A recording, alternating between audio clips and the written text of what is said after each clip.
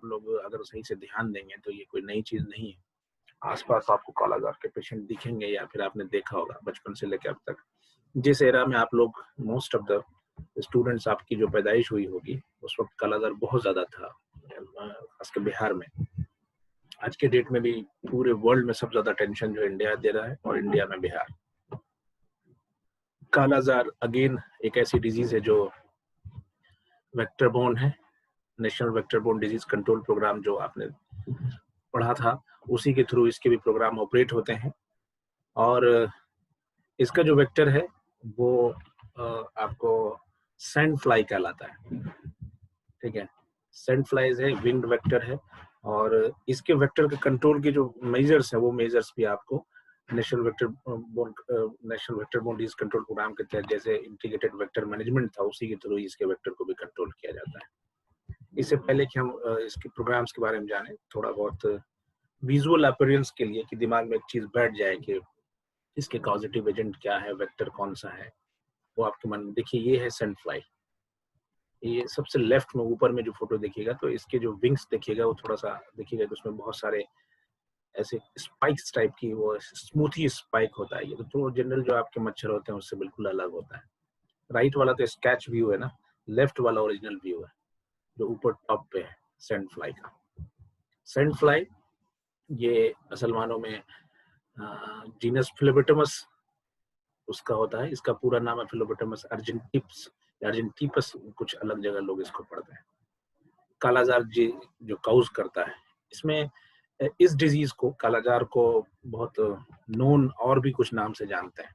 Black fever कहते हैं इसको डम डम फीवर कहते हैं, बंगाल में बहुत ज्यादा था उस वजह से। डेथ फीवर भी कहते हैं, काला अजार होता है। ठीक है, ये लेशमैनियासिस, विसरल लेशमैनियासिस भी इसको कहते हैं। ठीक है, इसकी जो इटियोलॉजी है, मतलब जो काउज करने वाले इनके जो एजेंट है वो दुनिया में अलग अलग तरह से है।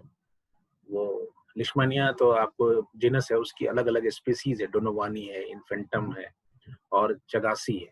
तो ये जो लिशमानिया डोनोवानी है ये वाली जो है इंडिया में असल में काउज करता है। अपने भारत में जो कालाजार के जिसकी वजह से होता है वो ये वाला है, लिशमानिया डोनोवानी जो है। ये इसके बारे में कहा जाता है कि कॉमन है, ओवर 10 साल से ऊपर के बच्चों को ज्यादा है। दुनिया में और भी जगहों पे, अफ्रीका में, मिडिल ईस्ट में ये काउज करता है। इसी तरह इन्फेंटम जो है वो 10 साल से कम के बच्चों को, ये कॉमन मेडिटेरियन एरिया में, मिडिल ईस्ट में, अफ्रीका में ये इसकी वजह बनता है। इसी तरह से चगासी है, वो अंडर 10 ईयर में होता है लेकिन सेंट्रल एंड साउथ अमेरिका में वो डिजीज कॉज करता है इसको। ठीक है, उसके अलावा जो कालाजार है उसके बारे में एक ओवरव्यू मन में होना चाहिए कि ये इंडिजिनस डिजीज है और स्लो प्रोग्रेसिव है, धीरे धीरे धीरे धीरे आपको बढ़ती हुई, फिर उसको डिसफिगरिंग, वो क्या कहते हैं, आपके डिफरेंट पार्ट्स ऑफ बॉडी या फिर आप लास्ट के जो स्टेजेस आते हैं वहां तक पहुंचने, वो स्लो चलती है ये पूरे। प्रोटोजोन, जैसे कहा कि प्रोटोजोन पैरासाइट है, लिशमानिया डोनोवानी जो है वो उसी के थ्रू ये होता है। ये रेटिकुलो एंडोथेलियल सेल्स पढ़ा था आपने कि जो आपका डिफेंस मैकेनिज्म है, डिफेंस सिस्टम है एक, उसको ये इन्फेक्ट करता है, उसी पे ये अटैक करता है। इसके जो सिम्टम्स है वो रिकरेंट फीवर आएगा आपको 2 हफ्ते से, कहते हैं पर 4 माह तक, 2 हफ्ते से ज्यादा अगर फीवर है तो you must test for the कालाजार। कालाजार का टेस्ट आप करवा लीजिए, एलिसा टेस्ट आता है कि शायद आपको उसके पैरासाइट्स मिल जाए, वो आपके खून में मिल जाएगा उसका जो है लार्वा स्टेज, या जो भी हो सकता है कि डेवलप तो नहीं मिलेगा, तो डिजीज के बाद होता है, लार्वा स्टेज मिल जाएगा। लॉस ऑफ एपेटाइट, वीकनेस, और जो सबसे डायग्नोस्टिक पैरामीटर है इसका वो है स्प्लीनोमेगली। स्प्लीन इनलार्ज हो जाएगा आपका, बाद में लीवर भी इनलार्ज होता है और ये ब्लड पे अफेक्ट करता है तो एनीमिया हो जाता है इसकी वजह से।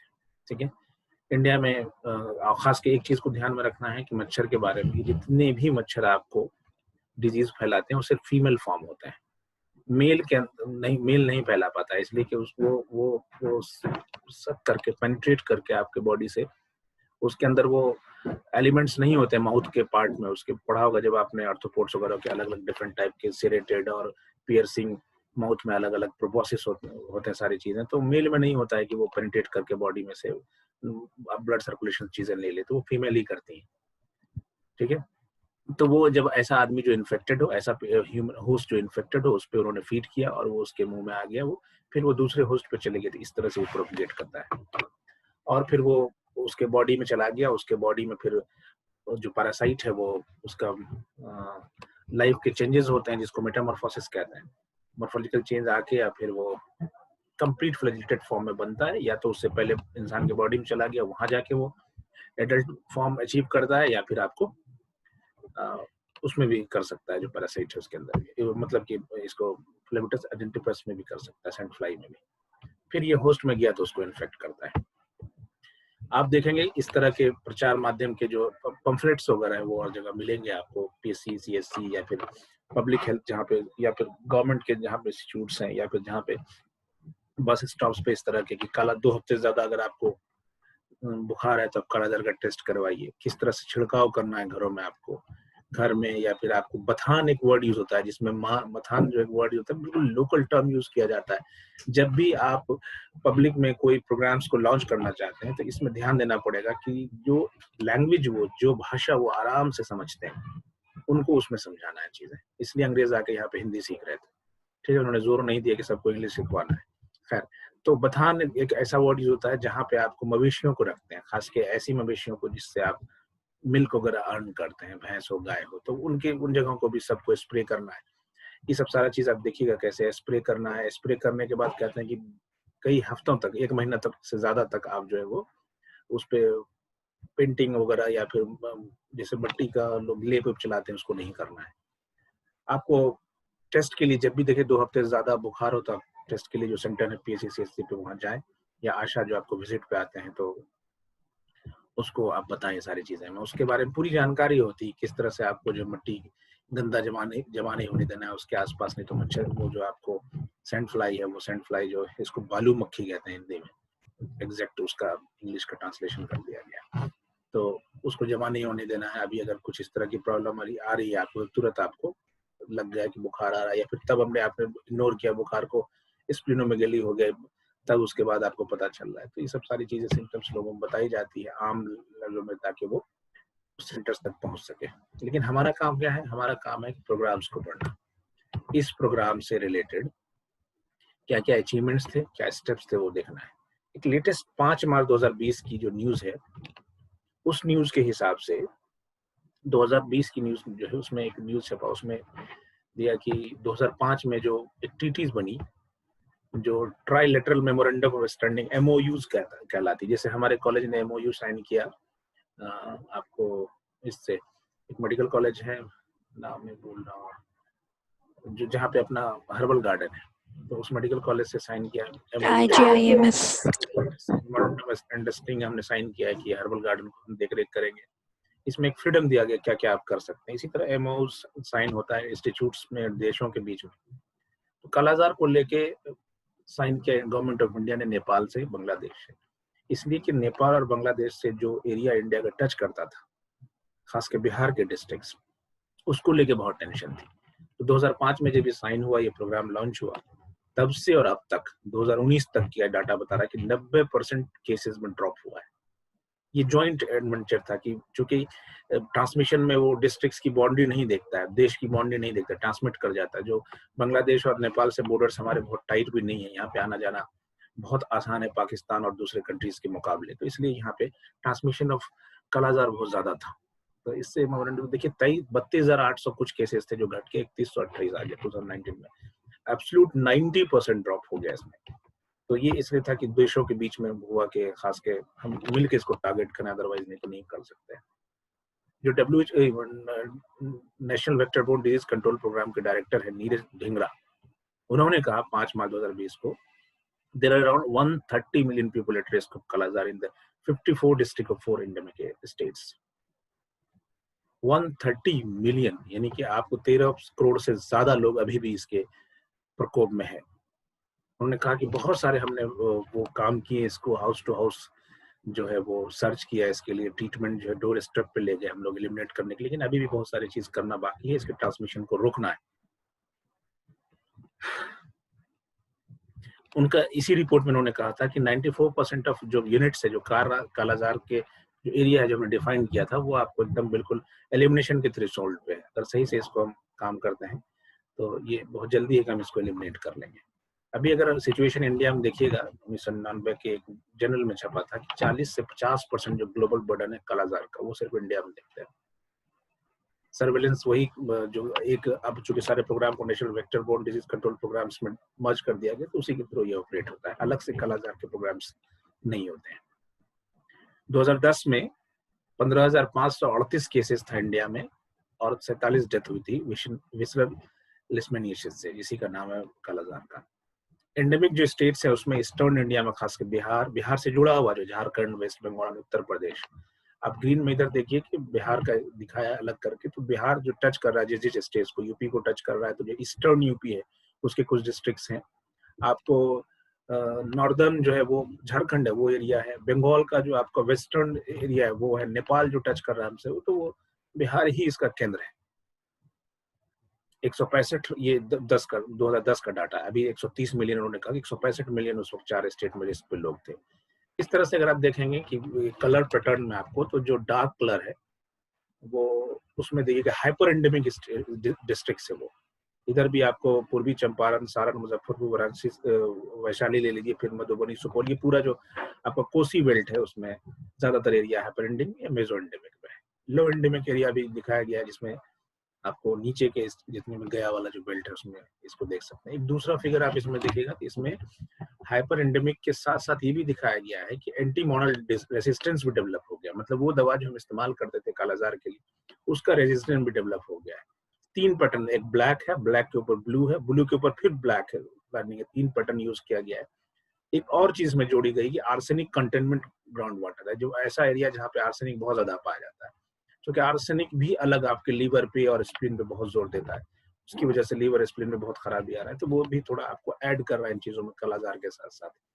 तो ये पैटर्न देखिएगा तो बड़े खतरनाक स्थिति में हम लोग हैं, जहाँ एंटीमोनियल रेजिस्टेंट आर्सेनिक भी होगा, वो ब्लू, ब्लैक और फिर ऊपर से सर्किल वो एरिया है जो सिर्फ ब्लैक है, वहाँ पे रेजिस्टेंट होगी उस दवा की, जैसे उसमें सहरसा, मधुबनी, मुजफ्फरपुर और सीतामढ़ी जो डिस्ट्रिक्ट है, इस डिस्ट्रिक्ट में आपको जो दवा फाइलेरिया की वो रेजिस्टेंट कर चुकी है। एक छोटा व्यू आप इसे देख सकते हैं बिहार की के अलग अलग डिस्ट्रिक्ट्स की क्या स्थिति है। अगर लेटेस्ट डाटा देखिएगा अभी 2020 के जून तक का, तो इसमें जो टोटल केस आए हैं वो केस आए हैं, डेथ नहीं आया, डेथ बहुत दिन से हमने कंट्रोल कर लिया उसको।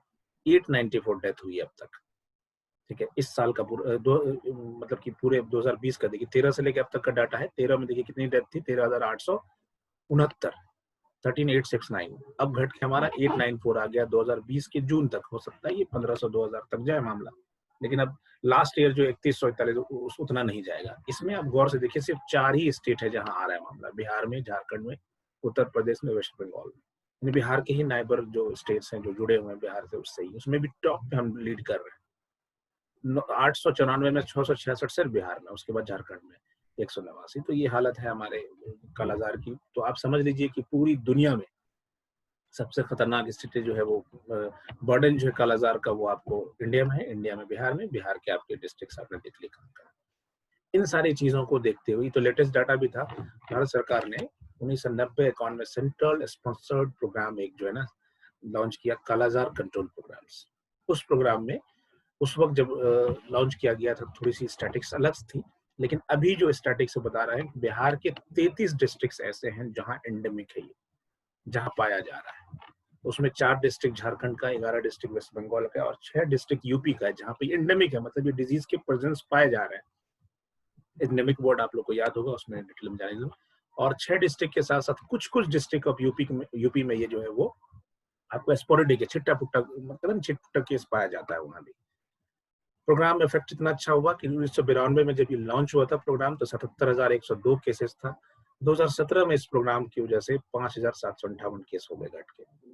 2002 में इंसिडेंस और डेथ रेट देखा गया कि ये घट के एकदम बिल्कुल 75% घट गया है। तब सरकार ने, जब भी कोई स्ट्रेटजी आपकी काम करती है ना, फिर आप जोश में आके प्रोग्राम्स को और अच्छा करते हैं। इसी तरह से प्रोग्राम ने क्या किया, सरकार ने क्या किया कि फिर वो एलिमिनेशन लॉन्च किया, एलिमिनेशन प्रोग्राम ला दिया उसके बाद 2002 के बाद जो। लेकिन उससे पहले जो ये था कालाजार कंट्रोल प्रोग्राम था, उसकी स्ट्रेटजीज हमको ध्यान में देख लेंगे। इसकी स्ट्रेटजी थी कैपेसिटी बिल्डिंग करें, मतलब जो हेल्थ स्टाफ हो या फिर ड्रग की रीच हो या फिर टेस्टिंग एबिलिटी हो हमारी, इसको इस तरह से बढ़ाएं कि ये ज्यादा लोगों को हम सर्वे कर सके या उसको उसके फायदा दे सकें प्रोग्राम का। इंटरप्शन ऑफ ट्रांसमिशन यानी कि वेक्टर जो है उसको कंट्रोल करना है, सेंट फ्लाई को कंट्रोल करना है कि वो फैला ना पाए डिजीज को। उसके बाद इंडोर रेसिडुअल स्प्रे, ये भी देखिएगा वही मलेरिया में इस्तेमाल होता आ रहा है, वहीं पे डीडीटी चूंकि वहां भी रेजिस्टेंट कर गया, बीएससी रेजिस्टेंट कर गया, डीडीटी डीडीटी किया तो फिर पैराथाइड आ गया, तो फिर जो है आपको दूसरा मैलाथियोन था सेकंड में, थर्ड में मैलाथियोन जब रेजिस्टेंट कर गया तो फिर आपको सिंथेटिक पैराथाइड इस्तेमाल होता है, साल में 2 बार स्प्रे करना है।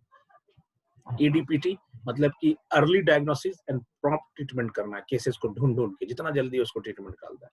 Health education for community surveillance, यानी कम्युनिटी को भी आप एजुकेट करना है कि किस तरह से वेक्टर को अपने आसपास होने नहीं देना है, अगर डिजीज के कुछ सिम्टम्स दिख रहे हैं तो आपको जल्दी से रिपोर्ट करना है। 10th 5 ईयर प्लान जो हुआ था 2001 में, उसमें ये टारगेट रखा गया था कि हम जो डेथ जो है कालाजार की होने वाली डेथ को हम कालाजार को 20% हम जो एनुअल रिडक्शन करेंगे 2004 तक, 0 लेवल इंसिडेंस कर देंगे 2007 तक, यानी हर साल 20% घटाते जाएंगे। 2001 को बेस लाइन रखा गया था कि हर साल हम जो है 20% घटाते चले जाएंगे और 0 कर देंगे हम 2007 तक जाते जाते। ठीक है, कालाजार को ए नहीं हो 2010 तक हम एलिमिनेट कर देंगे, ये टारगेट रखा गया था। इसके लिए सेंट्रल गवर्नमेंट ने आपको 100% कर दिया। इस चीज को अचीव करने के लिए सरकार, जो भारत सरकार थी, उसने कहा कि हम पूरा फंड हम ही करेंगे। ठीक है, इस प्रोग्राम को उसके बाद लॉन्च किया गया कि कालाजार एलिमिनेशन प्रोग्राम, जिसमें वर्ल्ड की जो स्ट्रेटजीज थी उसको अपनाई गई, डब्ल्यूएचओ से सपोर्ट लिया गया बुरी तरह। आगे देखिएगा डब्ल्यूएचओ ही आखिर में सारी दवाएं प्रोवाइड कर रहा है इसका। तो ये जो कालाजार चल रही गवर्नमेंट ऑफ इंडिया से जो चला रही है, इसमें चूंकि टेक्निकली हम इतने स्मार्ट नहीं है, तो हमने वर्ल्ड की एजेंसीज है जो पहले शुरू में प्रोग्राम्स पढ़ा रहे थे तो आपको बताया था कि किस तरह से कौन कौन एजेंसीज काम कर रही है। तो इसमें एक कालाजार में जो हमें सपोर्ट कर रही है, खासकर बिहार में 2002 के नेशनल हेल्थ पॉलिसी की वजह में हमने डिसाइड किया कि अब एलिमिनेशन प्रोग्राम में हम जाएंगे, फिर टोटल एलिमिनेशन की तरफ हम गए। तो उसमें वर्ल्ड की बहुत सारी एजेंसी, डब्ल्यूएचओ का एक टारगेट था कि 2017 तक हम एलिमिनेट कर देंगे कालाजार को, लेकिन नहीं हो पाया, फिर भी एलिमिनेशन के लगभग मतलब कगार पे हम लोग हैं। वर्ल्ड एजेंसीज जैसे बिल मेलिंडा गेट्स फाउंडेशन है, बिल गेट्स और उसकी वाइफ का नाम मिला के फाउंडेशन है, काला कोर कॉस्ट्रियम है, Rajendra memorial research institute RMRI या पटना में सेंटर आप देखे होंगे, national centre for disease control and WHO, ये सब मिलकर बिहार सरकार और भारत सरकार को हेल्प करती है। और कालाजार इतना ज्यादा इंपॉर्टेंट है कि हर मंथ पीएमओ को, प्राइम मिनिस्टर ऑफिस को, ठीक है, इसको रिव्यू करता है, इसके रिपोर्ट को।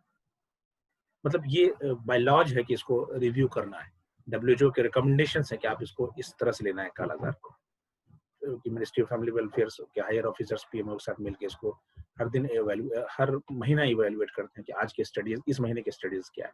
2-4 मिनट ज्यादा लगेगा लेकिन मैं खत्म कर दूंगा, जाइएगा मत आप लोग। ओके, फिर स्ट्रेटजीज आई। इसकी जो स्ट्रेटजी थी, इसकी स्ट्रेटजी में यह था कि केस का डिटेक्शन और कंप्लीट ट्रीटमेंट को इसको बढ़ावा देना है, जल्दी से केस को डिटेक्ट करेंगे और उसको ट्रीटमेंट हम प्रोवाइड करेंगे। जैसे अभी रैपिड कोविड-19 में आपने देखा कि different type of testing tools आ रहे हैं जल्दी की, जितना जल्दी हम डिटेक्ट कर पा लेंगे उसी हिसाब से हम उसको ट्रीटमेंट भी दे पाएंगे।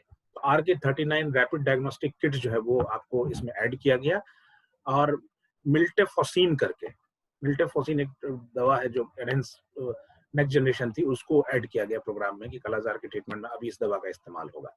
ठीक है, interruption of transmission through vector control, कि जो फॉगिंग करते हैं और घर में जाके वो छिड़काव करते हैं, उसमें डीडीटी रेजिस्टेंट कर गया तो उसमें सिंथेटिक पैराथोराइड को जोड़ा गया इसमें। दूसरे, communication of behavioural impact interested coverage, जितना हो सके कि लोगों में हेल्थ इसके रिलेटेड जो भी जानकारी है उसको हम लोगों में स्प्रेड आउट करें, और उसके बाद डिफरेंट हेल्थ सेक्टर को जोड़ के कि सब मिलके इस पे काम करेंगे। पंचायती राज को जोड़ना बहुत बड़ा टारगेट था। Capacity building, again we are having the very less medical staff. ऐसा नहीं सिर्फ कालाजार उस एरिया में चल रहा है, और भी बहुत सारे स्कीम चल रहे हैं, तो अलग से स्टाफ जोड़ना बहुत मुश्किल होता है, इसलिए कम्युनिटी पार्टिसिपेशन, और जो भी स्टाफ है उसमें ज्यादा से ज्यादा वो लोग इसको मॉनिटर कर पाए, सुपरवाइज कर पाए, इवेल्युएट कर पाए, ये सारी चीज पे ध्यान दिया गया। दूसरे अलग चीज है कि जितने भी रिसर्च आ रहे थे कालाजार से रिलेटेड, उस रिसर्च को, इसलिए तो नई दवा आ गई, रैपिड टेस्टिंग आ गया, RK39 वगैरह, उन सारे चीज को इसमें जोड़ के इसको प्रोग्राम को और थोड़ा सा एनहेंस किया गया। एक्टिव रिसर्च केस में दिया गया, frequency of case search increase. और भी पहले क्या था कि साल में एक बार आपको केस सर्च करना था। अब इसको क्या कर दिया गया, क्वार्टरली, मतलब कि अब साल में एक नहीं हुआ, क्वार्टरली क्या होगा, हर 4 महीने पे आपको एक बार टेस्ट करना है। एक बार जो 15 दिन आता था, उसको कहते हैं फोर्टनाइट, कहते हैं 15 दिन। कालाजार फोर्टनाइट में क्या था कि उसमें क्या है कि वर्कर्स जो है रात में निकल जाते हैं, जो वॉलंटियर होते हैं पेरिफेरल हेल्थ वर्कर, वो डोर टू डोर सर्च करते हैं, ठीक है, और केस को कंफर्म करके कालाजार का केस है या एक स्किन मतलब स्किन इन्वॉल्व हो जाता है उसमें, पीकेडीएल कहलाता है वो, तो पोस्ट कालाजार उस हो जाता है डर्मट, मतलब कि स्किन इन्वॉल्वमेंट हो गया कालाजार में, ये पूरा ब्लैकिश हो जाए, इसीलिए इसका नाम भी पड़ा है कालाजार करके। तो उसका एक समझिए सीक्वल डेवलपमेंट होता है पोस्ट कालाजार डर्मल लिस्मेनियासिस कहलाता है। तो वो इस केस में दोनों को देखना है कि दो कौन केस है, जैसे पता चलता है उसको ट्रीटमेंट वहीं दे देना है, उसके बाद फिर से उसको सेंटर पे भेज देना है कि उसका डेफिनेटिव डायग्नोसिस हो और फर्दर ट्रीटमेंट उसके लिए इस्तेमाल हो। ये असम में एक्टिव सर्च सर्विलेंस रह गया। फिर 2 सितंबर 2014 को आया रिवाइज स्ट्रेटजी ऑफ काला, टोटल एरेडिकेशन ऑफ कालाजार, मतलब कि इसमें इतनी सफलता मिली, केस देखा आपने किस तरह से रिड्यूस हो गया, तो सरकार ने इसको रिवाइज फॉर्म में लाया गया कि और थोड़ा सा करेंगे। उसके करने के लिए टेक्निक लाया गया कि जो लोग उससे जुड़े उसको इंसेंटिव दिया जाए, पैसा दिया जाए। जो आशा है उसके लिए रखा गया कि एक केस अगर डिटेक्ट करेगी तो पर केस 300 रुपीज उसको देंगे, और वो जो छिड़काव, जो इंसेक्टिसाइड का स्प्रेइंग होता है जिसमें सिंथेटिक पैराथ्राइड्स घरों में जाके आसपास छिड़काव करते हैं, तो पर छिड़काव पे 100, ये 200 से पहले ऑब्लिक से पहले 100 लिखा हुआ था, जो लगता है उड़ गया, 100 पर छिड़काव देते हैं, 200 दो छिड़काव के लिए, मंथली आपको 2 बार जाके उसको स्प्रेइंग करना है। दूसरे, उसको आशा को देने के साथ साथ जो पेशेंट को भी पैसा देना है। इवन के पेशेंट गवर्नमेंट हॉस्पिटल में एडमिट है, वहां इलाज चल रहा है, फिर भी इसको पेशेंट देना है कि वो पूरे टाइम, जितना टाइम वो एडमिट रहा हॉस्पिटल में, उस टाइम में वो मजदूरी नहीं कर पाया, उसके जीवनचर्या के लिए कोई सोर्स नहीं था, तो उस आदमी को उस पूरे एडमिट के दौरान 500 रुपया पर डे देंगे अगर कालाजार है, और पोस्ट कालाजार डर्मल लिस्मेनियासिस है, मतलब कि स्किन डेवलपमेंट हो गया एक सीक्वल इस डिजीज का, तो उसमें 2000 पर डे देंगे उसको।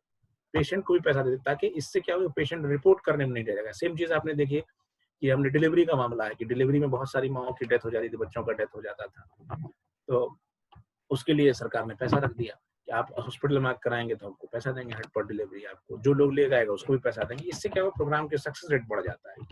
और इसके साथ साथ आशा को इंसेंटिव दिया गया, पेशेंट को इंसेंटिव दिया गया, रैपिड डायग्नोस्टिक किट जो आईसीएमआर ने दिया उसको लॉन्च किया गया।